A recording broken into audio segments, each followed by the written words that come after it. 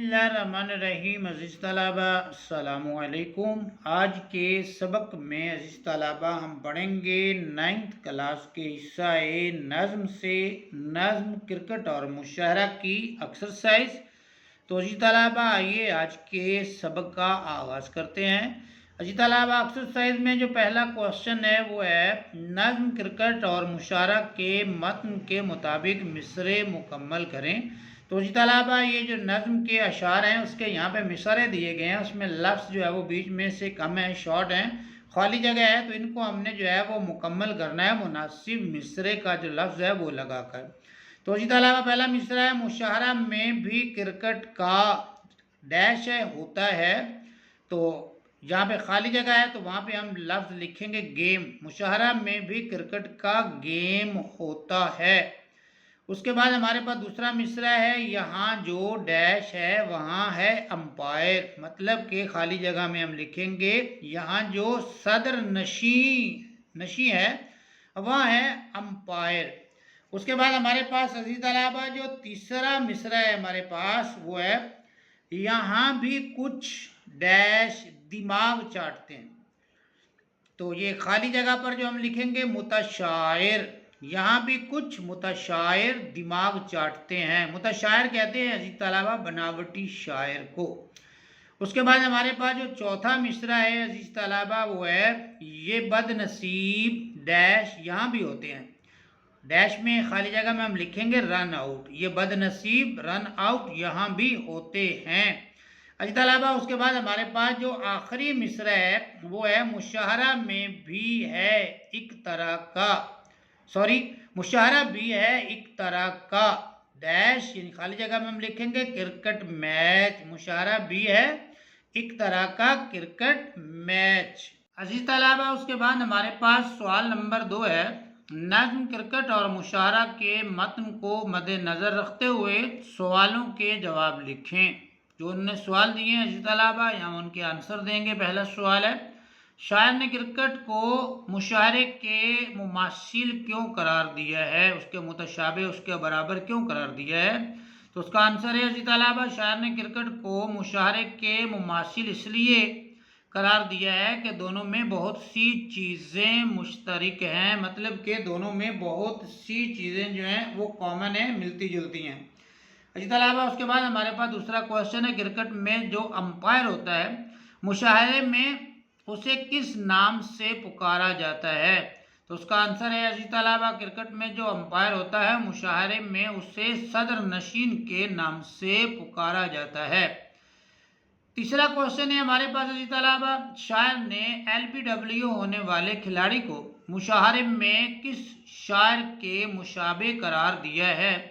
تو اس کا عزیز طلبہ ہمارے پاس جو آنسر ہے وہ ہے شاعر نے کرکٹ میں LBW ہونے والے کھلاڑی کو مشاعرے میں بے معنی اور بے وزن شعر کہنے والے شاعر کے مشابہ قرار دیا ہے، یعنی کہ جس کے کلام میں کوئی وزن نہیں ہوتا اور کلام کے اندر کوئی معنویت بھی نہیں ہوتی۔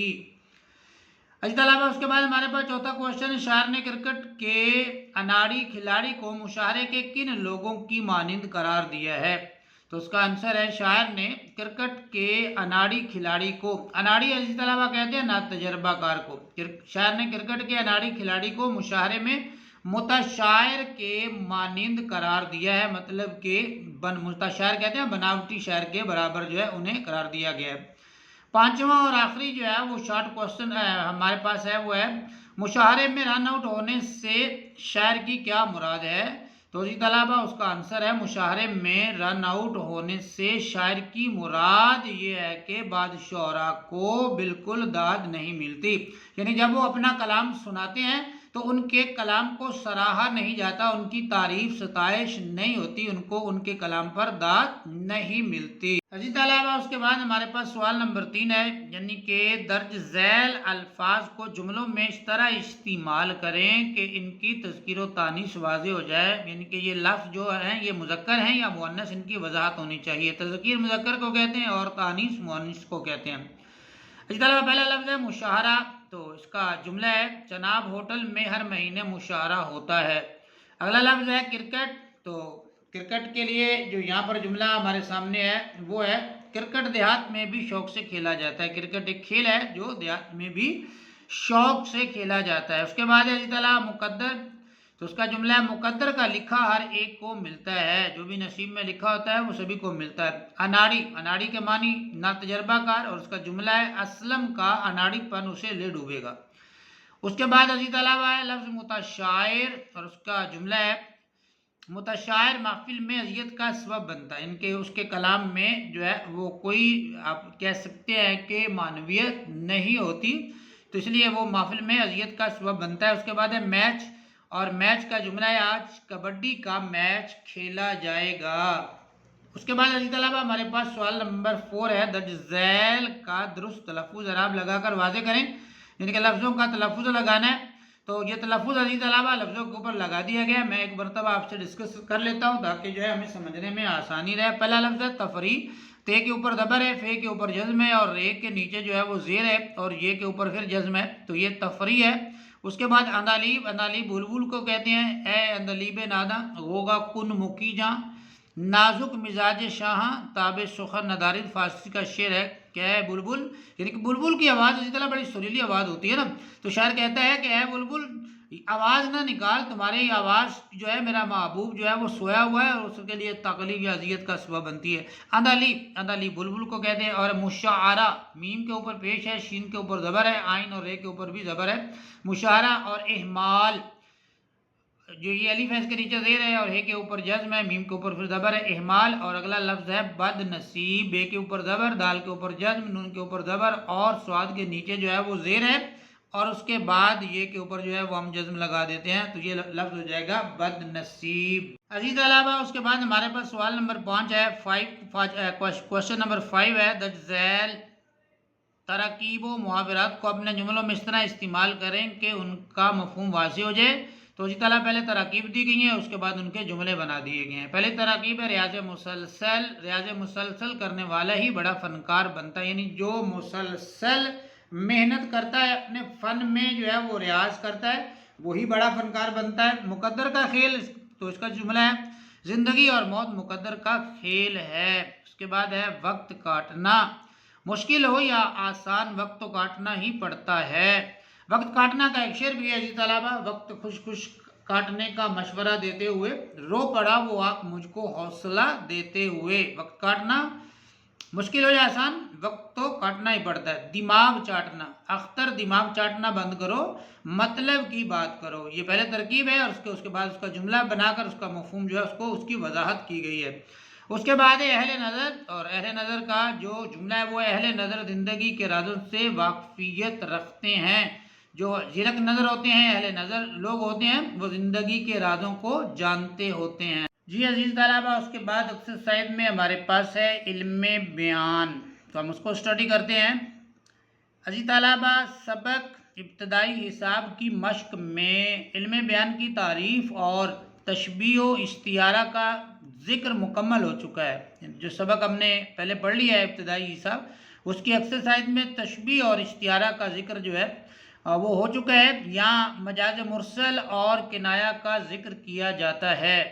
عزیز طلبہ پہلا ہے علم بیان میں مجاز مرسل، اور اس کے بعد ہمارے پاس ہے کنایہ، تو ہم دونوں کی جو ہے وضاحت کریں گے۔ تو فرسٹ آف آل جو ہمارے سامنے مجاز مرسل ہے تو ہم اس کی وضاحت کرتے ہیں۔ 4 جملے انہوں نے عزیز طلبہ یہاں پر دیے ہیں، اور ہم چاروں کو جو ہے وہ پڑھیں گے اور پھر ان کو سمجھنے کی کوشش کریں گے، ان کی ڈیٹیل بعد میں پڑھتے ہیں۔ عزیز طلبہ پہلا جملہ ہمارے پاس آپ الحمد سنائیں، جز سے کل کہا گیا ہے۔ اس کے بعد ہے میں نے کانوں میں انگلیاں ٹھونس لیں، کل سے جز کی طرف اشارہ ہے۔ اور اس کے بعد تیسرا جو جملہ ہے وہ ایک گلاس پی لو، یہاں ظرف سے مظروف کی طرف اشارہ ہے۔ اور اس کے بعد ہے پانی لے آؤ، یہاں مظروف سے ظرف کی طرف جو ہے وہ اشارہ کیا گیا ہے۔ عزیز طلبہ اب ہم پہلے جو ہمارا سنٹینس جملہ ہے اس کی وضاحت جو ہے وہ چاہتے ہیں۔ اس نے کہا ہے آپ الحمد سنائیں، اور آگے اس نے لکھا ہے جز سے کل، اس نے کہا ہے صرف الحمد سنائیں، اور اس سے مراد کیا ہے؟ اس سے مراد یہ ہے کہ ہمیں پوری سورہ فاتحہ جو ہے وہ سنانی ہے، الحمدللہ رب العالمین، یعنی آخر تک ہم نے سورہ کو جو ہے اب وہ پڑھنا ہے. کہا اس نے جز ہے لیکن مراد اس کی یہاں پر کل ہے. صرف اس نے الحمد کا نام لیا ہے اور وہ چاہتا یہ ہے کہ اسے مکمل سورہ فاتحہ سنائی جائے. آپ الحمد سنائیں تو مجاز مرسل میں جز مراد لیا گیا ہے لیکن کہا جز گیا ہے اور اس سے مراد لیا جائے گا کل. اس کے بعد اسی طلبہ میں نے کانوں میں انگلیاں ٹھونس لی. اب کل سے جز کی طرف اشارہ ہے. اسی طلبہ جب ہم کانوں میں انگلیاں ٹھونستے ہیں، کانوں میں انگلیاں رکھتے ہیں تو کان میں مکمل انگلی جو ہے وہ داخل نہیں ہو سکتی. بات ہم نے مکمل انگلی کی ہے، لیکن جب ہم کان میں انگلی رکھیں گے تو یہ اس کی جو پور ہے پہلی، اس کا بھی کچھ حصہ ہی کان میں رکھا جائے گا. مکمل انگلی تو جو ہے وہ درکنار ہے. تو یہاں پر اس نے کہا کل ہے اور مراد اس سے جز لیا ہے. میں نے کانوں میں انگلیاں ٹھونس لی، انگلیاں نہیں مطلب انگلی کا کچھ حصہ. کہا اس نے کل ہے اور مراد اس نے اس کا کچھ حصہ لیا ہے. اس کے بعد عزیز طلبہ ایک گلاس پی لو. اب گلاس تو کوئی نہیں پیتا، یعنی ظرف، یہاں پہ جو لفظ ہے نا ظرف کا معنی ہوتا ہے برتن، اور برتن کے اندر جو چیز ہوتی ہے وہ ہوتا ہے مظروف.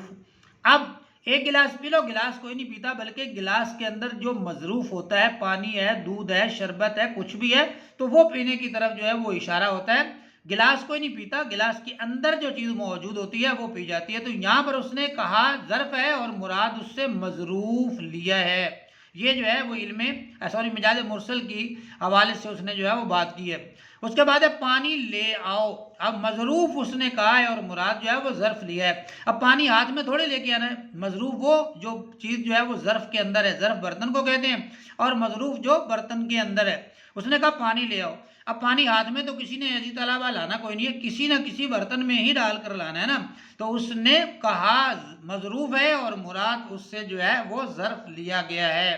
یہاں پر کہا جز ہے اور مراد کل لیا گیا ہے، اور یہاں پر کہا کل ہے اور مراد جز لیا گیا ہے.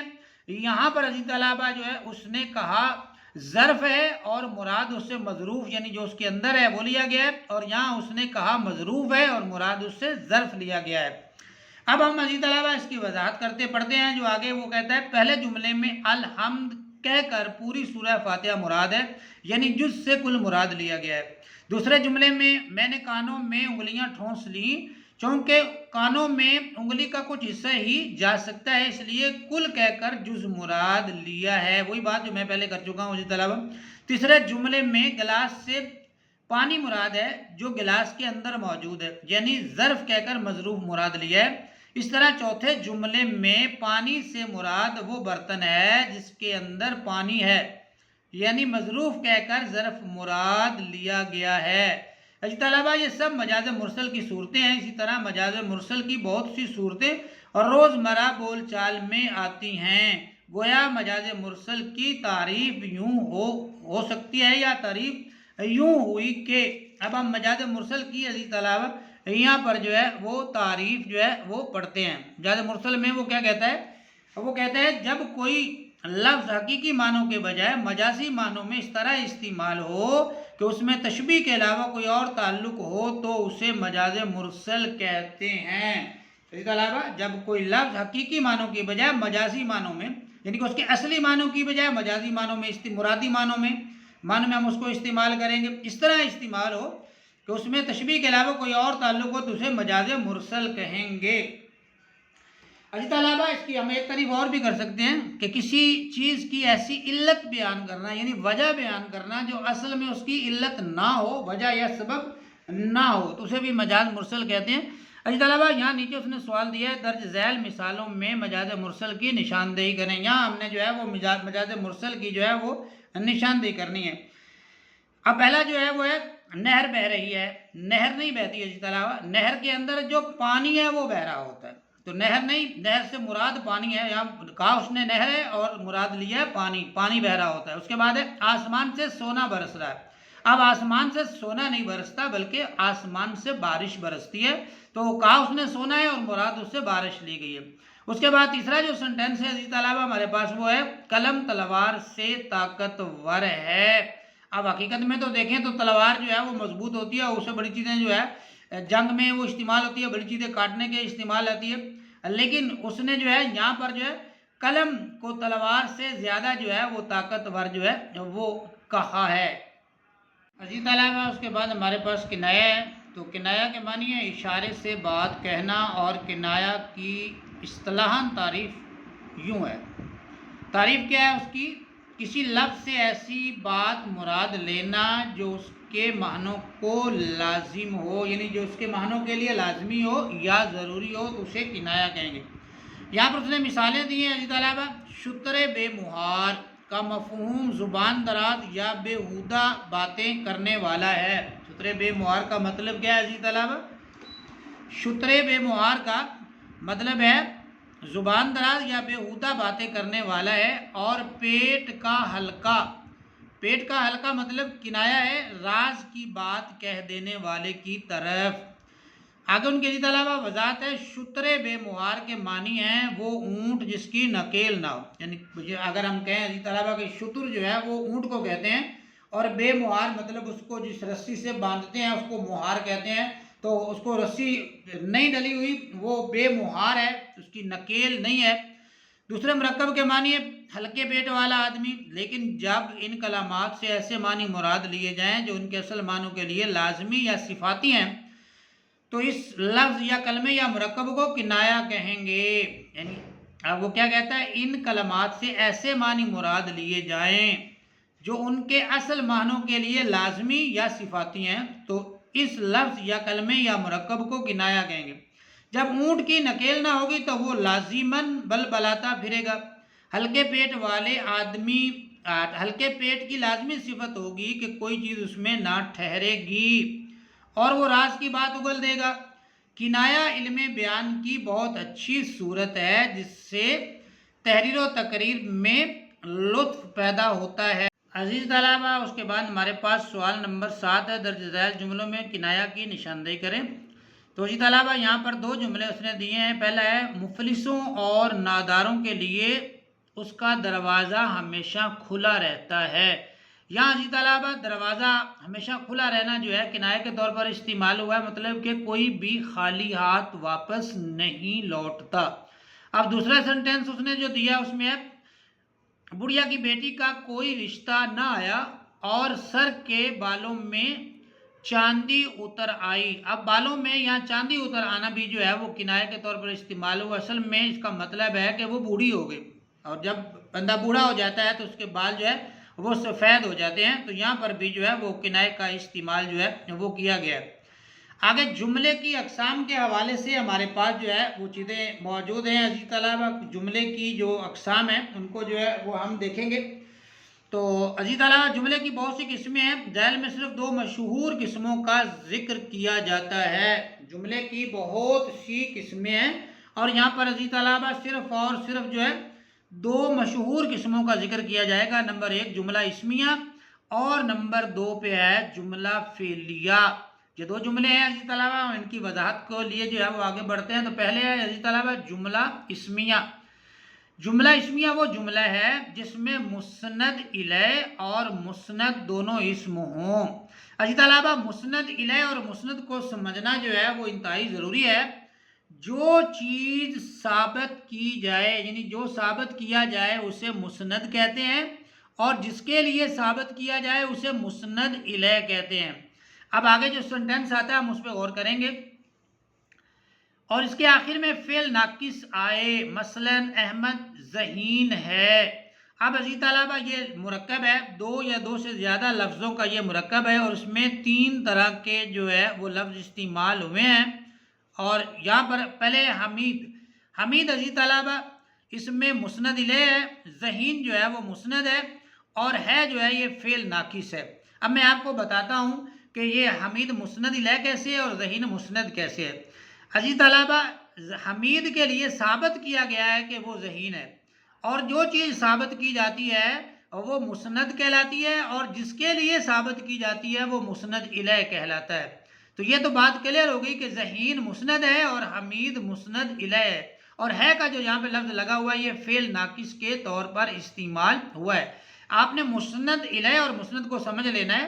مسند وہ چیز جو ثابت کی جائے وہ مسند ہے، اور جس کے لیے ثابت کی جائے وہ مسند الیہ ہے. اس کے بعد عزیز طلبہ وہ کہتے ہیں اس مثال میں حمید اور ذہین دونوں اسم ہیں، یعنی کہ حمید بھی اسم ہے اور ذہین بھی اسم ہے.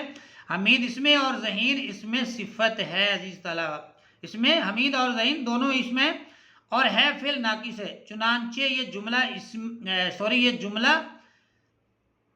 اسمیہ ہوا۔ عزیز طلبہ یہاں پر وہ جملہ اسمیہ کی بات کر رہے ہیں، میں نے آپ کو جو ہے وہ مسند اور مسند الیہ تو سمجھا دیا ہے۔ اب دوبارہ سے اس مثال کو ہم دیکھ لیتے ہیں تو وہ ہوگا حمید ذہین ہے، حمید اسم ہے اور ذہین جو ہے یہ اسم صفت ہے، تو حمید بھی اسم ہے، ذہین بھی اسم ہے اور فعل جو ہے یہ فعل ناقص کے طور پر استعمال ہوا ہے۔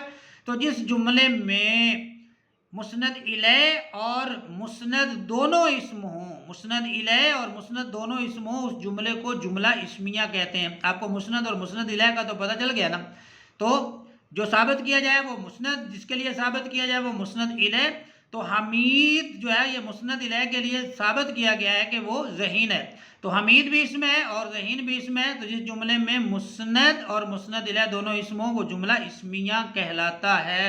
اس کے بعد عزیز طلبہ ہمارے پاس جملہ فعلیہ، جملہ اسمیہ کے بعد ہمارے پاس کیا ہے؟ جملہ فعلیہ۔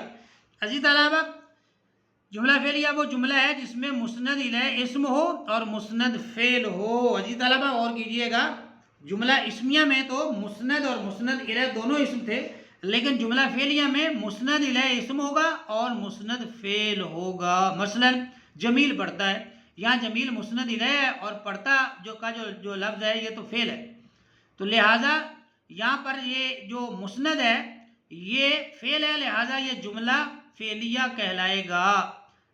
جمیل پڑھتا ہے، اس میں جمیل اسم ہے اور پڑھتا فعل ہے، تو یہ جملے میں مسند الیہ اسم ہو اور مسند فعل ہو وہ جملہ عزیز طلبہ فعلیہ کہلائے گا۔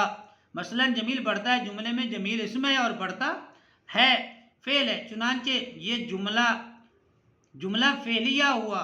عزیز طلبہ غور کیجئے گا اس بات پہ کہ جس جملے میں مسند اور مسند الیہ دونوں اسم ہوں وہ جملہ اسمیہ، اور جس جملے میں مسند الیہ اور مسند میں سے مسند الیہ اسم ہو اور مسند فعل ہو تو وہ جملہ فعلیہ کہلائے گا۔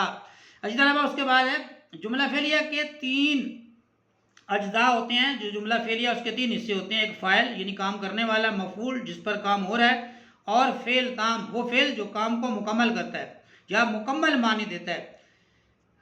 مسند الیہ کو فاعل، مسند کو مفعول اور آخر میں آنے والے فعل کو فعل تام کہتے ہیں۔ مثلا حمید نے سیب کھایا، اس مثال میں حمید فاعل ہے، یہ کام کرنے والا ہے، نے علامت فاعل ہے، سیب مفعول ہے اور کھایا فعل تام ہے، تو یہ اس کے جو ہے عزیز طلبہ اس نے حصے بھی ہمیں جو ہے وہ بتا دیے ہیں۔ اس کے بعد عزیز طلبہ اس نے ہمیں کہا ہے کہ جملہ اسمیہ کی ترکیب نحوی ہے اور پھر جملہ فعلیہ کی ترکیب نحوی ہے۔ پہلے ہم جو ہے جملہ اسمیہ کی ترکیب نحوی دیکھتے ہیں اور اس کے بعد جملہ فعلیہ کی جو ہے وہ عزیز طلبہ ترکیب نحوی جو ہے وہ ہم دیکھیں گے۔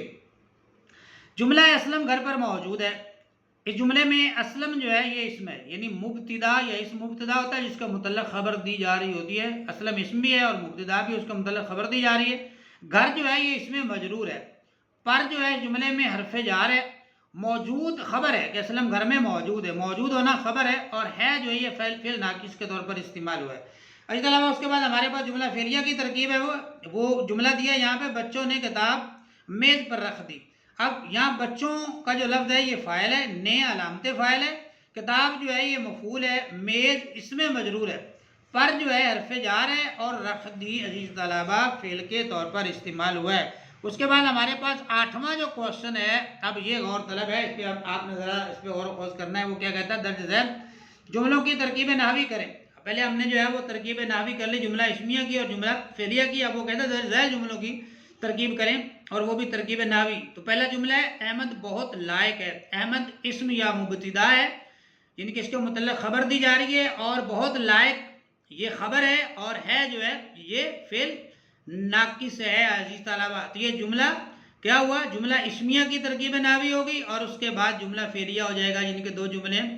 کتا بلی کے پیچھے دوڑا، کتا فاعل ہے، بلی مفعول ہے، کہ جو ہے یہ عزیز طلبہ جو ہے حروف اضافت ہے، حرف اضافت، پیچھے جو ہے یہ حرف جار ہے، اور دوڑا جو ہے یہ بطور فعل جو ہے وہ استعمال ہوا ہے۔ تو اوپر والا جملہ جو ہے یہ جملہ اسمیہ ہے، اور نیچے والا جو جملہ ہے یہ جملہ جو ہے یہ جملہ فعلیہ ہے۔ تو یہ دونوں میں جو ہے فرق ہے، اور ان کی جو ہے وہ ترکیب بھی ہم نے جو ہے وہ کر دی۔ عزیز طلبہ یہ تھا ہمارا آج کا سبق، امید ہے آپ کو آج کا سبق پسند آیا ہوگا، سمجھ بھی آیا ہوگا۔ کمنٹس میں اپنی رائے کا اظہار ضرور کیجیے گا۔ ویڈیو اچھی لگے تو پیج کو فالو، ویڈیو کو لائک بھی کیجیے گا۔ اپنا بہت سا خیال رکھیے، مجھے دیجیے اجازت، اللہ حافظ۔